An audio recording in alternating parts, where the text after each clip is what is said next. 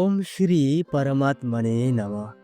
শ্রীমদ্ ভগবদ্গীতা যথাযথ প্রথম অধ্যায় অর্জুন বিষাদয়োগ, শ্লোক ১৬ থেকে ১৯।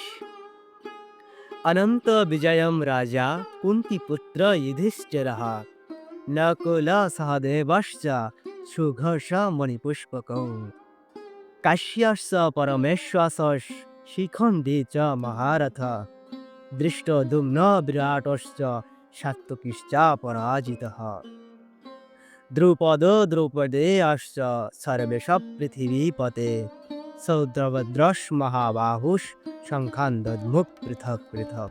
কুন্তিপুত্র মহারাজ যুধিষ্ঠির অনন্ত বিজয় নামক শঙ্খ বাজালেন এবং নকুল ও সহদেব বাজালেন সুঘোষ মণিপুষ্পক নামক শঙ্খ।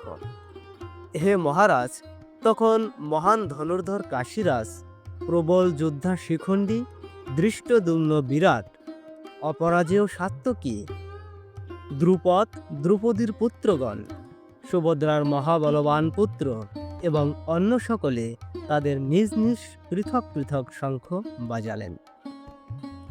সঞ্জয় সুকৌশলে ধৃতরাষ্ট্রকে জানিয়ে দিলেন, পাণ্ডুপুত্রদের প্রতারণা করে তার নিজেদের পুত্রদের সিংহাসনে বসাবার নির্বুদ্ধিতা তার পক্ষে মোটেই প্রশংসনীয় কাজ হয়নি।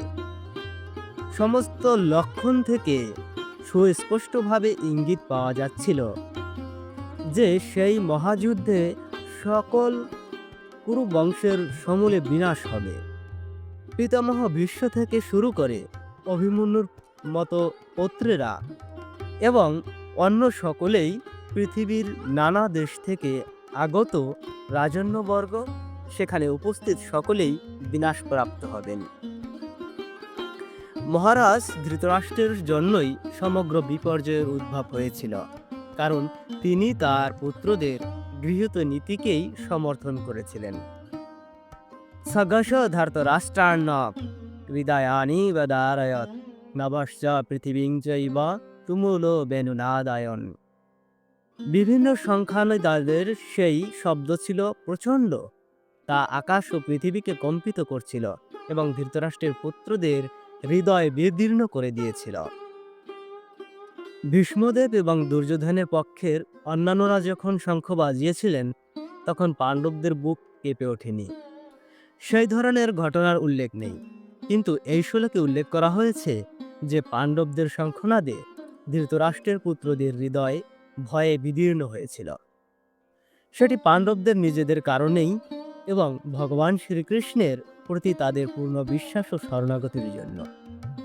ভগবানের কাছে যিনি আত্মসমর্পণ করেন, তার মনে কোনো ভয় থাকে না, এমনকি চরম বিপদেও তারা কখনো অবিচলিত হন না। রাধে রাধে। আজকে এ পর্যন্তই। সকলে ভালো থাকবেন, সুস্থ থাকবেন। যদি আমার কোনো ভুল ত্রুটি হয়ে থাকে, অবশ্যই ক্ষমা সুন্দর দৃষ্টিতে দেখবেন। পরবর্তী ভিডিওতে আমরা পরবর্তী শ্লোক নিয়ে আলোচনা করব। জয় রাধে।